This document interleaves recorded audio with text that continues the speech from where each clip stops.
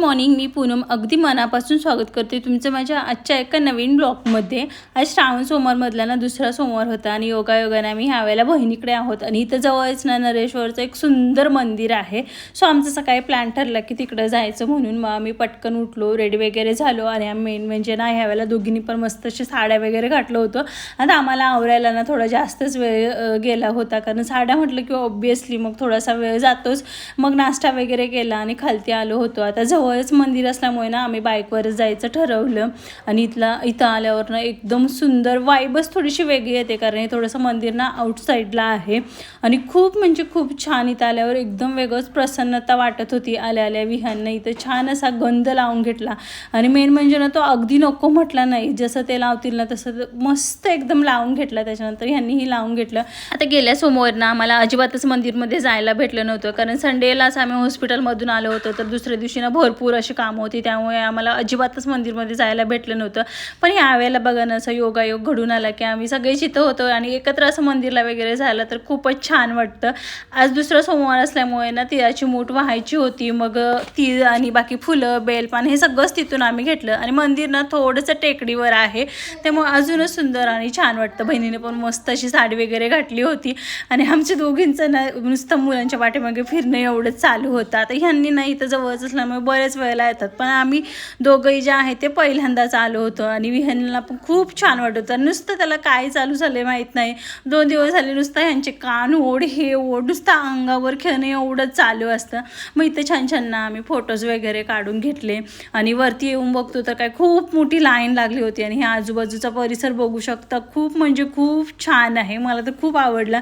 मी आणखी एकदा गेली ना की नक्की एकदा परत जाईन इथं। त्याच्यानंतर भरपूर अशी रांगा लागल्या होत्या, कारण सकाळचा टायमिंग असल्यामुळे ना गर्दी पण थोडी जास्तच होती आणि नंतर मग थोड्या वेळाने जी आहे ती गर्दी कमी होत आलेली होती। आता त्या ताटामध्ये ना खडीसाखर होती आणि ह्या दोघांचं तेवढंच चाललं होतं की त्या खडीसाखरवरून पण यांची भांडणं चालली होती। म्हणजे आम्ही जिथं जाऊ ना तिथं नुसतं ही दोघं भांडत राहतात। आम्ही भरपूर वेळ जे आहे ते आम्ही रांगेमध्ये उभं राहिलो, शेवटी नंबर लागला आणि छान असं ते दर्शन वगैरे घेतलं, पूजा वगैरे केली। आणि मला ना ही गोष्ट अजिबातच आवडत नाही, म्हणजे सगळ्यांना कचरा तिथंच लोक कसे टाकून जातात तेच काय कळत नाही। म्हणजे बाजूला इतकं डस्टबिन वगैरे सगळं ठेवलेलं असतं, पण तिथंच सगळं नारळचं वगैरे सगळं काढून तिथंच टाकतात। त्याच्यानंतर ना माझ्या बहिणीला काही रील्स वगैरे शूट करायचे होते, सो मी त्यांचं शूट करत होते आणि इकडं ना या दोघांची परत भांडणं चालू झाली। म्हणजे खडीसाखर आणि त्याच्यामध्ये फुटांची डाळ होती आणि ते देऊन आम्ही निर्विघ्नला शांत बसवलं होतं, जेणेकरून यांचं थोडंसं फोटोशूट करायचं म्हणून। पण त्या ओढ्यात तिथं ना विहान गेला, म्हणजे ह्यांची ना कशावरून कधी कुठं कशी भांडणं चालू होतील ना अजिबात कळत नाही।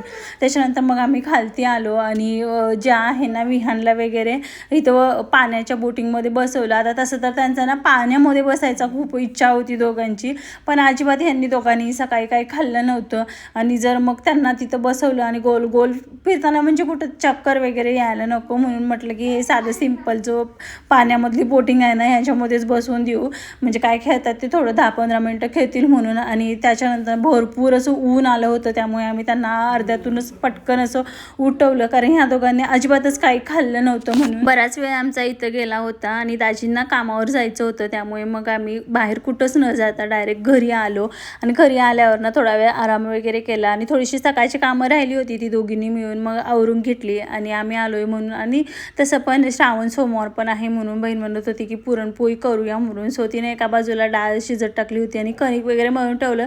त्याच्यानंतर इथं पुरणाची वगैरे सगळी तयारी करून घेतली, तोपर्यंत म्हटलं मी वाटणची वगैरे सगळी तयारी करते।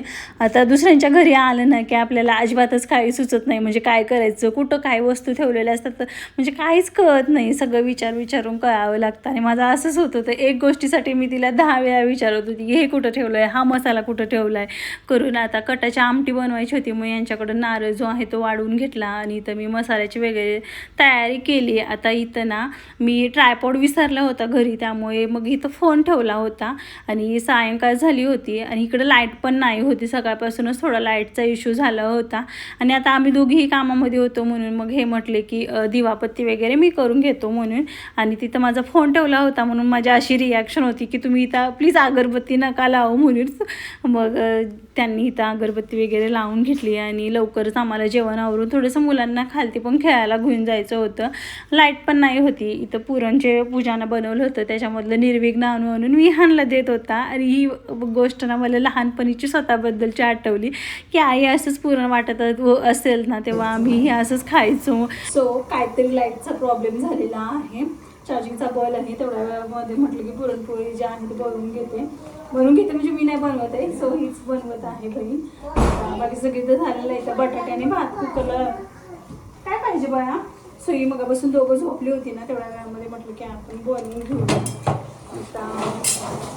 बनवून दिली की मी लाटून घेते. आम्ही दोघींनी मिळून ना मग संपूर्ण स्वयंपाक वगैरे बनवला. तसं तर लवकरच बनवून झाला होता आणि पुरणपोळी पण खूप छान झाली होती. आता इथं गुळवणी, कटाची आमटी, भात, बटाट्याची भाजी, पापड आणि पुरणपोळी असं सगळं बनवलं होतं. मस्त असं जेवण केलं आणि दिवसाचं शेवट झालं.